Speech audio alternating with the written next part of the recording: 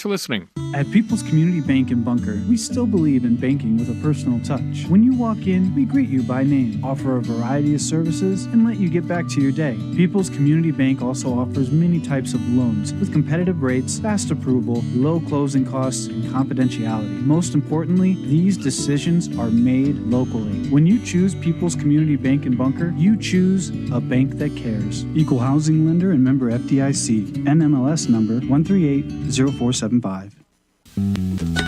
Looking for home cooking, soft serve ice cream and shakes? You need to head to Woods Dairyette at 16566 Highway 72 in Bunker. You could find on the daily specials catfish, smothered steak, and beef pot roast, just to name a few. But if you're looking for fast food or pizza, they have you covered as well. Dine in or carry out is available. Woods Dairyette is family owned and operated. Woods Dairyette would like to wish the Bunker graduating class and the surrounding area the best of luck in the future. Hey Cardinals fans, join us at the ballpark on Saturday, May 24th when the Cardinals take on the Diamondbacks. And 20,000 fans will take home the first ever Mason Wynn bobblehead thanks to Coca-Cola and Walmart. This is a must-add to all collections. That's Saturday, May 24th, the Cardinals, the Diamondbacks, and the Mason Wynn bobblehead. For tickets, visit cardinals.com/promotions. This is Mason Wynn, St. Louis Cardinals, for the Lou. Good afternoon and welcome to KSMO Radio. Let's take a look at your noon hour weather forecast. Today will continue to be mostly sunny. We should have a high temperature near 76 degrees and southerly winds will be 3 to 5 miles per hour. We expect mostly clear skies tonight. Low temperature around 59 degrees. Winds will be out of the southeast tonight, 3 to 7 miles per hour. Tomorrow will be mostly sunny with a high temperature near 82. Winds will be southeasterly 7 to 13 miles per hour with gusts as high as 21 miles per hour. Then tomorrow night we expect partly cloudy skies, low temperature around 64 degrees. Winds will be out of the south at 6 to 8 miles per hour with gusts as high as 18 miles per hour. Now Thursday will be partly sunny. We should have a high temperature near 88 degrees. Southerly winds on Thursday will be 8 to 11 miles per hour, becoming southwesterly during Thursday afternoon. Winds could gust as high as 22 miles per hour. We expect partly cloudy skies Thursday night, low around 58. Then Friday, we do have a 30% chance of showers during Friday afternoon with sunny skies and a high near 87 degrees. Friday night will be mostly clear with a low around 57. Then Saturday we have sunny skies in the forecast with a high temperature near 84 degrees. Saturday night we'll have a chance of showers after midnight with mostly cloudy skies, low around 59. Then a chance of showers and thunderstorms on Sunday with partly sunny skies and a high near 81 degrees. Showers and thunderstorms are likely Sunday night with mostly cloudy skies, low around 61. And Monday we continue to have a chance of showers and thunderstorms with partly sunny skies and a high temperature near 81 degrees. And that's your noon hour weather update brought to you by all of us here at KSMO, where it's now time for the Brownfield Commentary and Midday Livestock Report.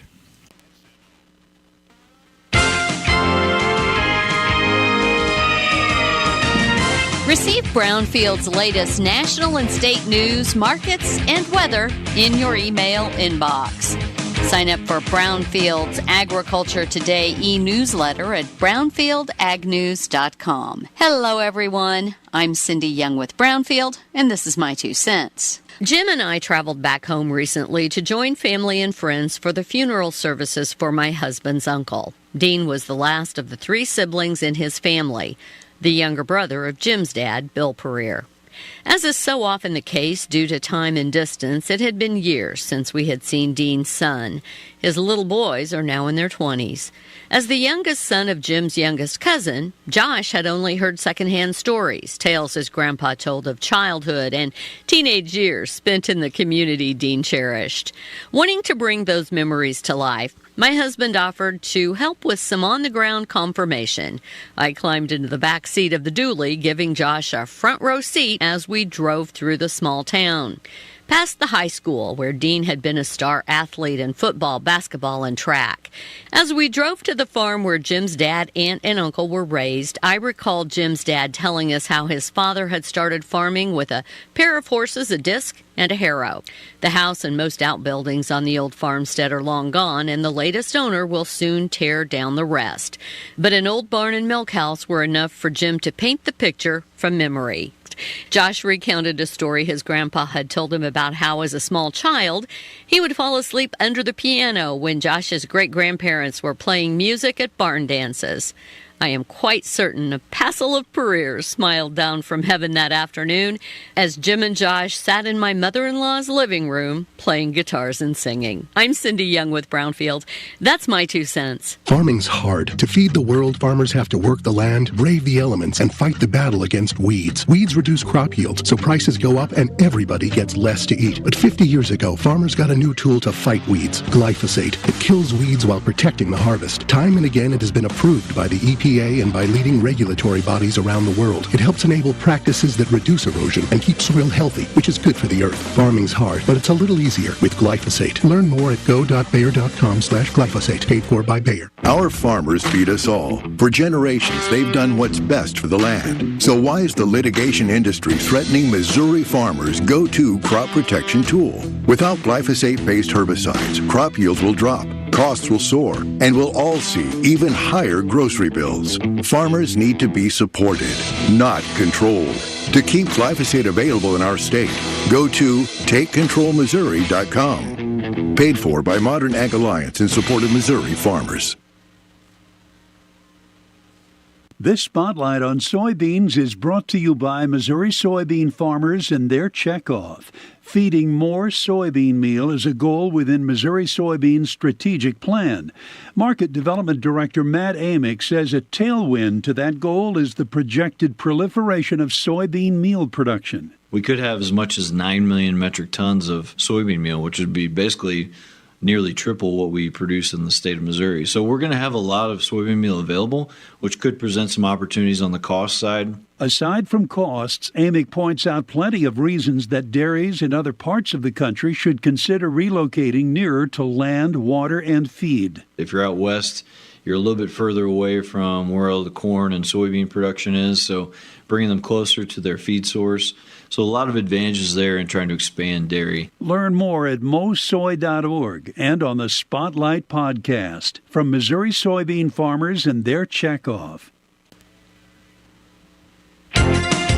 Direct cash cattle trade was quiet and cash hogs ended the day higher. Good morning, I'm Megan Grabner with your Brownfield Livestock Market Report brought to you by Propane. The Propane Farm Research Program offers compensation for using propane equipment. More information is available at propane.com/PFRP. Direct cash cattle trade activity was unsurprisingly quiet Monday. Buyers and sellers were busy preparing for the week's business. Significant trade volume isn't expected until sometime Thursday or Friday. At mid-session at the Oklahoma National Stockyards, feeder steers were $4 to $6 higher. Feeder heifers were $2 to $6 higher. The USDA says demand was very good for feeder cattle. Quality range from plain to attractives. Medium and large one feeder steer, 655 to 694 pounds, brought $320 to $353. Medium and large one feeder heifer, 651 to 692 pounds, brought $297 to $327. Box beef closed sharply higher on solid demand from moderate offerings. Choice was up $2.17 at $348.14. Select closed $4.06 higher at $335.23. Estimated cattle slaughter was 99,000 head, down 10,000 on the week and down more than 15,000 on the year. Cash hogs close higher with a solid negotiated run. Demand continues to be the focal point for the market. While the U.S. and China have agreed to reduce tariffs and retaliatory tariffs significantly, it's for 90 days, and there's still plenty of work to be done on the deal. Demand for U.S. pork outside of China has been relatively strong, which is supportive to prices. There continues to be optimism that domestic demand could see a boost as summer grilling season is just around the corner. Barrows and gilts at the National Daily Direct were 82 cents higher, with a weighted average of 95.29. The Eastern Corn Belt had no comparison, but a weighted average of 92.24. Prices at the Iowa, Minnesota, and the Western Corn Belt were not reported due to confidentiality. Pork values closed lower Monday, down $1.32 at $96.51. Most of the primals were lower. Bellies were firm. And the estimated hog slaughter was 466,000 head, down 16,000 on the week and up about 1,500 on the year. At the CME, live and feeder cattle were higher, supported by the USDA suspension of live cattle imports from Mexico due to the spread of New World screwworm, and lean hog futures closed higher on expectations from improved export demand from China. I'm Megan Grebner for Brownfield. Do you have a black vulture issue on your farm? Apply for a depredation permit through the Missouri Farm Bureau today. It's free, quick, and easy. Simply call Missouri Farm Bureau at 573-893-1417 or send an email to blackvultures@mofb.org. That's blackvultures@mofb.org. Farm Bureau will send you a permit application to fill in and sign, and you'll be able to reduce black vulture threats in no time. For more information, visit agriculture.mo.gov. Veltima fungicide outyields the competition by an average of 7 bushels per acre. But you've never been average. The only competition that really matters is you versus you. And with the performance of Veltima fungicide from BASF, you can take your best results even further. Beat your own record. Get every bushel you deserve. And make this your best season yet with Veltima fungicide from BASF. Always read and follow label directions.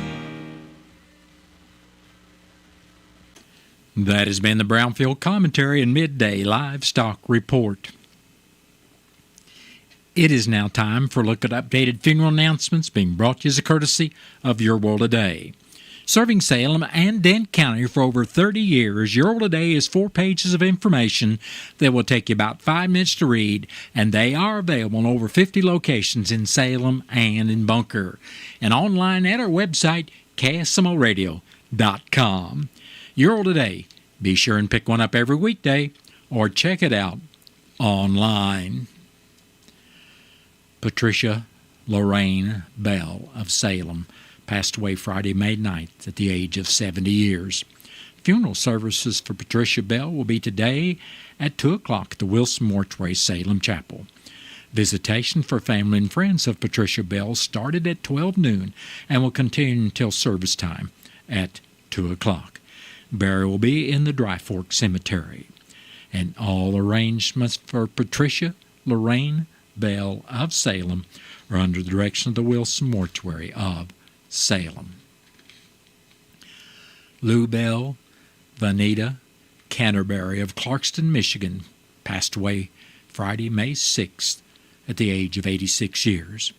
Funeral services for Lou Bell Canterbury will be Wednesday at 1 o'clock at the Wilson Mortuary, Salem Chapel.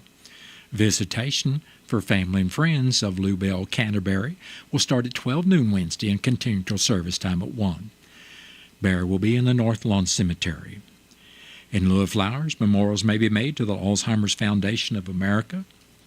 Envelopes will be available, and all arrangements for Lou Bell Vanita Canterbury of Clarkston, Michigan, are under the direction of the Wilson Mortuary of Salem. Myrna Roselle Faulkner of Salem, age 89, passed away Wednesday, May 7th. Funeral services for Myrna Faulkner will be Thursday at 12 noon at the Wilson Mortuary, Salem Chapel. Visitation for family and friends of Myrna Faulkner will also be on Thursday from 11 in the morning until service time at 12 noon. Burial will be in the Green Forest Cemetery. And all arrangements for Myrna Roselle Faulkner of Salem are under the direction of the Wilson Mortuary of Salem. Paul Howe Malady Jr., age 77, of Salem, passed away December 22nd, 2024. Graveside services for Paul Howe Malady Jr. will be Saturday afternoon at the Stone Hill Cemetery at 1 o'clock with full military honors. Memorial contributions may be made to the Stone Hill Cemetery Association. Envelopes will be available, and all arrangements for Paul Howe Malady Jr. of Salem are under the direction of the Wilson Mortuary of Salem. That has been a look at updated funeral announcements and was brought to you as a courtesy of Your World Today. Your World Today is the only daily news flyer in Dent County. It is available in over 50 locations in Salem and in Bunker, and online at our website, KSMOradio.com. Be sure and check it out on our website. Your World Today has been serving Dent County for over 30 years, and the best part about it is absolutely free. What's the fastest way for you to get yourself up to date on the latest in news, sports, weather, and obituaries that costs you absolutely nothing? It's Your World Today. Serving Salem and Dent County now for over 20 years, Your World Today is 4 pages of information that will take you about 5 minutes to read, and they're available in over 30-plus locations in Salem and in Bunker. Your World Today. Pick one up every weekday. They're free.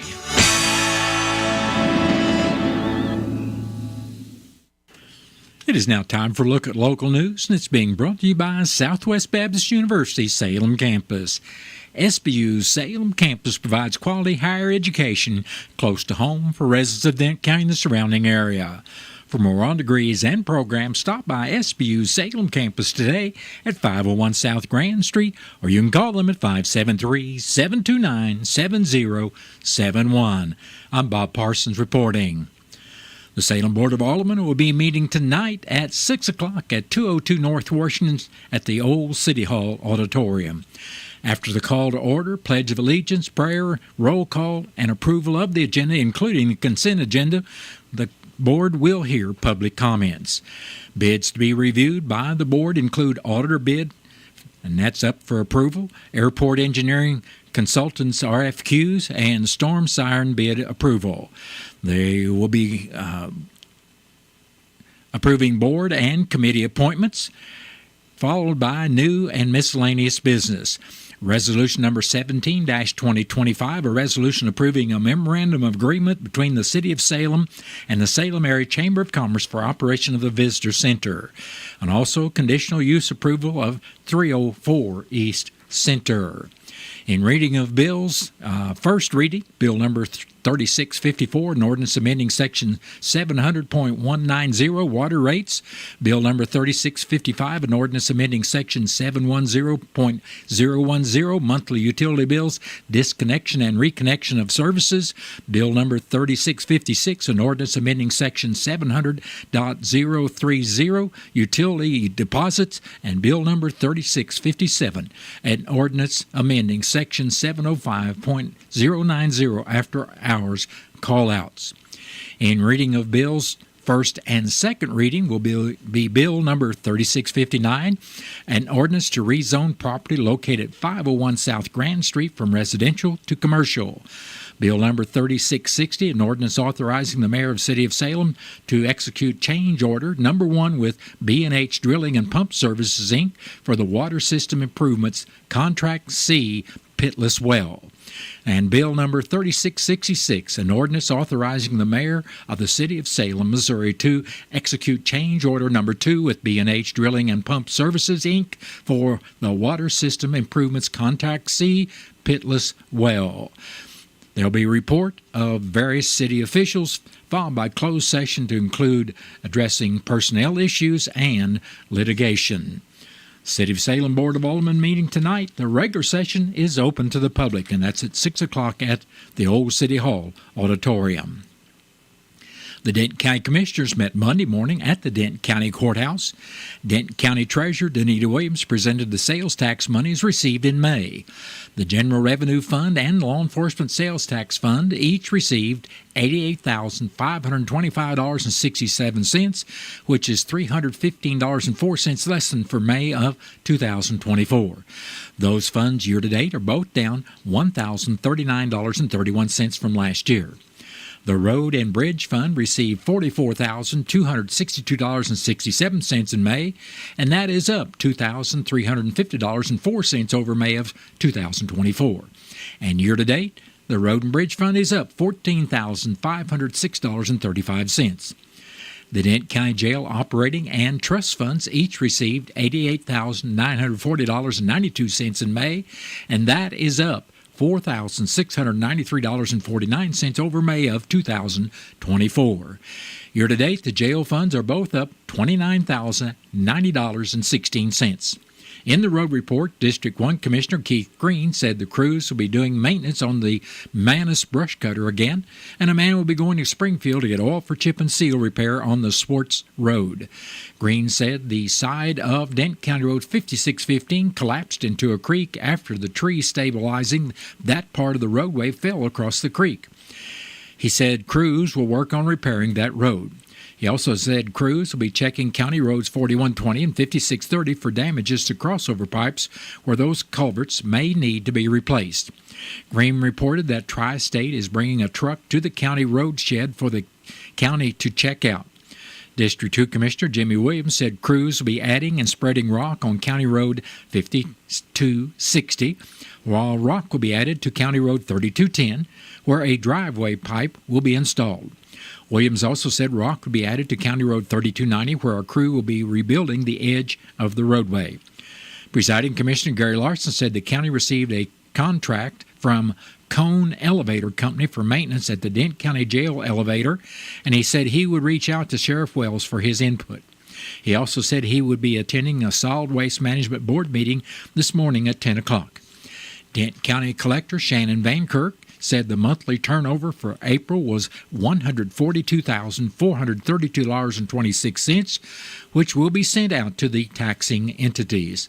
She also said the county reclaimed $1,841.93 in taxes that were paid in protest. Van Kirk had to wait until the end of April to see if further action had been taken, and none had. So the monies and interest from the protest will also be turned over to the taxing entities this month.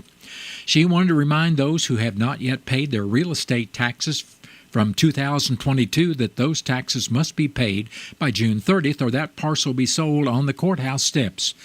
Van Kirk did report that over 200 of the SB 190 homestead tax applications have been picked up, and so far she says that almost all of them qualify. Legends advisors came in to talk with the commission about providing additional employee benefits that would actually save the county money on payroll taxes. The commission agreed to provide them with county payroll information to see if there are tax savings available to the county as they discussed. They will return in June with their findings.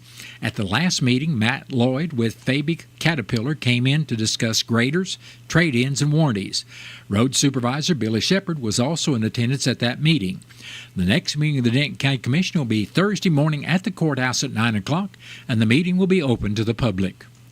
Preliminary data from the Missouri Department of Conservation shows turkey hunters checked 46,562 birds during Missouri's 2025 regular spring turkey season, April 21st through May 11th. The top harvest counties for the regular season were Franklin with 956 birds harvested, Callaway with 873, and Texas with 860. Young turkey hunters also harvested a near-record 4,449 turkeys over the Spring Youth Weekend, April 12th and 13th, bringing the overall 2025 spring turkey harvest to 51,011 birds. The 2025 harvest showed about an 8% increase in the overall harvest compared to last year, and the largest harvest in Missouri since 2006. Totals for the other counties in our area showed Phelps County had 809 birds taken, Dent with 691 birds harvested. Crawford County reported 667 birds taken. Shannon County had 450 birds harvested. Reynolds County had 257 birds taken, and Iron County had 247 turkeys harvested. Last year, young turkey hunters harvested 3,739 turkeys over the spring youth season, and hunters harvested 43,380 birds during the regular spring season for a 2024 spring season total harvest of 47,119 birds. The Denton County Fire Protection District outgoing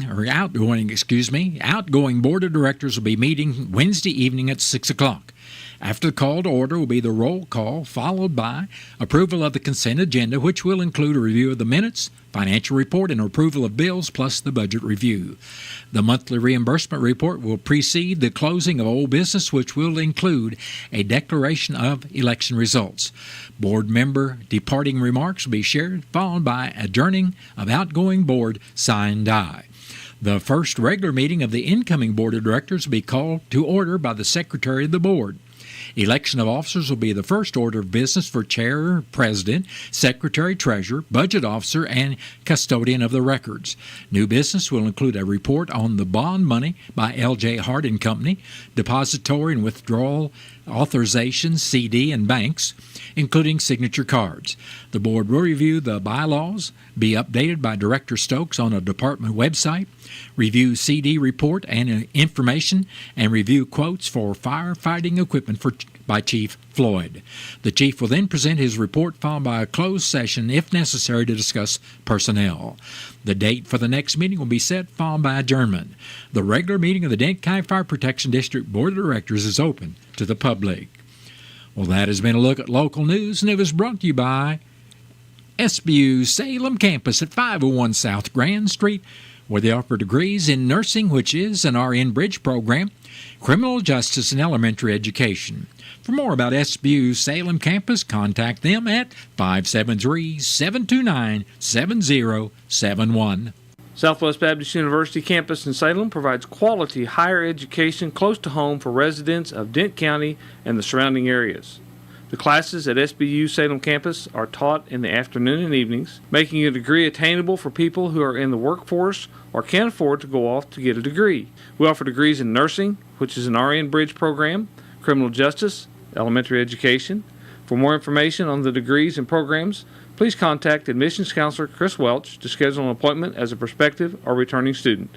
You may call 573-729-7071. Need lumber, paint, plumbing, or electrical supplies? Roberts Judson Lumber Company has you covered.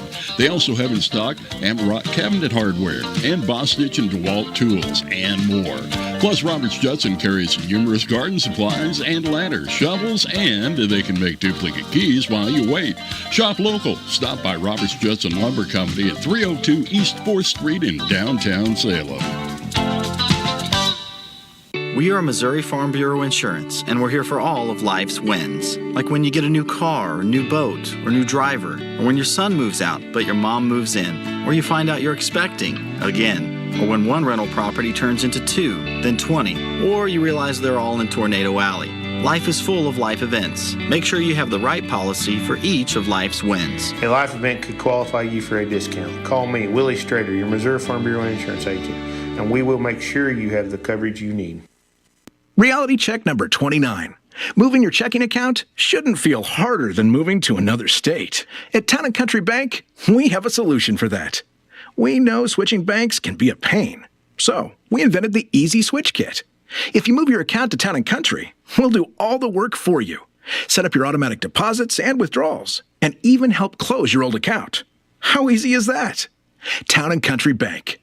Smart, friendly solutions. Member FDIC. Have you seen Town Screen yet? It's one of the most affordable ways to get your message out in the community. With strategically placed vertical screens in numerous locations in Salem, check it out at Advanced Chiropractic, Jet Tires and Auto, Salem Bowling Center, and Terrell's Complete Auto Care, just to name a few. Find out more about how you can use Town Screen for everything local. Stop by 800 South Main or call 636-338-1199. Hometown created and maintained. Town Screen in Salem. The Bank of Salem would like to take this opportunity to welcome their newest member to the bank family, Jason Bass. Jason has joined the Bank of Salem lending staff and will be a valuable addition to their team. Stop by the Bank of Salem at the Crossroads location at 1001 South Main Street. Say hello to Jason and make him feel welcome. The Bank of Salem, member FDIC, equal housing lender. It is now time for a look at local and regional sports, being brought to you as a courtesy of your Ozark sports leader, KSMO. The Salem Lady Softball Tigers scored 4 first-inning runs, but the Licking Lady Wildcats scored 2 runs in the second inning, 4 runs in the third inning, and 2 more in the fourth inning, and held on to beat Salem Monday at Potosi in the Class II District 3 semifinal. Zoe Dawson and Janelle Bates each had 2-run doubles for the Lady Wildcats, while Dawson, Haley Clayton, and Kimry Brazier each had 2 hits for Licking. Salem was led by Reagan Du Bois, who homered and singled, driving in 3 runs, and Bailey Mahurin, who had 2 hits and an RBI. Salem finished the year with a 12-12 record. Licking is now 14-10, and they will play West County for the district championship today at 4 o'clock at Potosi.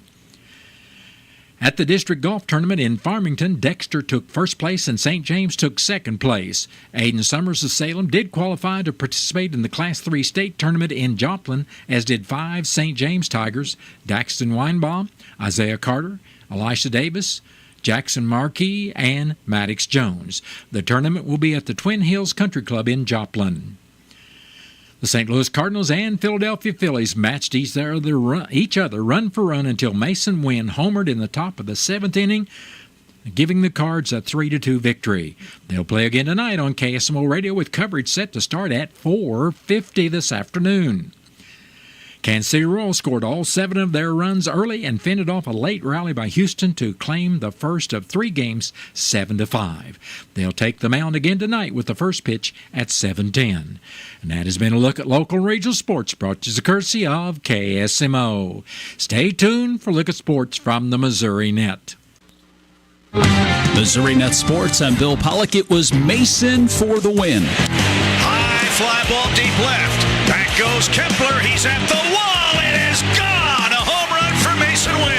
FanDuel Sports Network, Mason Wynn homered in the 7th inning as the Cardinals beat the Phillies 3-2 for their 9th consecutive win. The game was tied at 2 when Wynn hit a 2-out drive to left field off Matt Strom. I was watching Barreros at bat. He threw him a cutter up and in, but I figured I was going to get something high in the zone. I think that's my first hit off a lefty all year, so, I'm happy it's a big one. But, I was just trying to get on top of something, and, this ballpark, it flies. No shortage of hits in the Royals' 7-5 win over the Astros. To add the runs on, one after another there. I think we hit for the cycle in the 2nd inning, if I'm not mistaken. So that's pretty special. You don't see that very often, and it was really nice. Matt Quattrero happy with the results. Michael Massey homered. Bobby Witt Jr., Jonathan India each drove in 2 runs, as the Royals have won 8 of their last 10. State lawmakers may debate a $300 million tax incentive package to keep the Chiefs and Royals in Missouri. Yeah, they'll have some options to look at. I'm pretty confident of that. Governor Mike Keogh says multiple meetings will continue to take place at the Capitol before the session adjourns on Friday. We're going to use the economic development tools we have in our toolbox, probably have to modify a few of those a little bit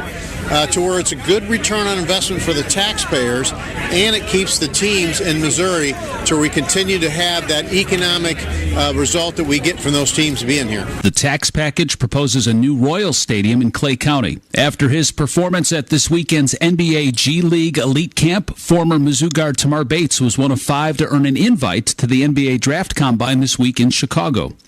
St. Louis Cardinals mascot Fred Bird is a finalist for the Mascot Hall of Fame Class of 2025, and you can vote for Fred Bird at mascothalloffame.com.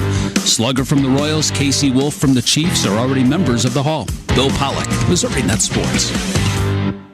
Protect your livestock from black vultures. Get your depredation permit from Missouri Farm Bureau. Davin Altoff tells us how. So if a producer sees a black vulture on their farm, reach out to us at Missouri Farm Bureau. There's 2 ways that a producer can reach us: blackvultures@mofb.org or 573-893-1417. That means they have the ability to take up to 10 black vultures. The permit process is free, quick, and easy. Find out more at agriculture.mo.gov. Hi, I'm Kim Holderness. And I'm Penn Holderness. You don't have to have an amazing race to the doctor, but you should make time for routine cancer screenings. I schedule my mammogram and other cancer screenings around my birthday and then treat myself to lunch. I do too, because, of course, everyone likes lunch.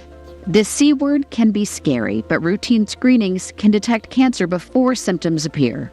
And early detection equals better outcomes. Go to preventcancer.org to find out which cancer screenings you need.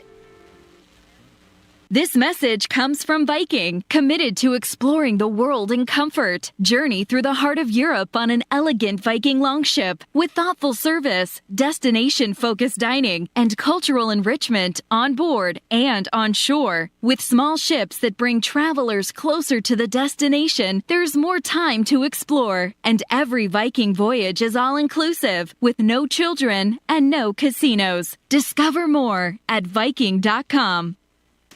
Stay tuned to KSMO. I've got news from the Missouri Net coming up in 1 minute, and that'll be followed by your latest KSMO weather forecast after the top of the 1 o'clock hour. Life can be tough. Sometimes it feels like you've got the weight of the world on your shoulders. No matter what you're going through, help is always available. 988 is more than just a number. It's a lifeline for anyone who's struggling. Whether you're feeling overwhelmed, anxious, or you just need someone to talk to, 988 is there for you. 24/7 confidential support. You deserve to be heard. You deserve to feel better. Reach out to 988. 988 Suicide and Crisis Lifeline, Missouri. This is the story of the one.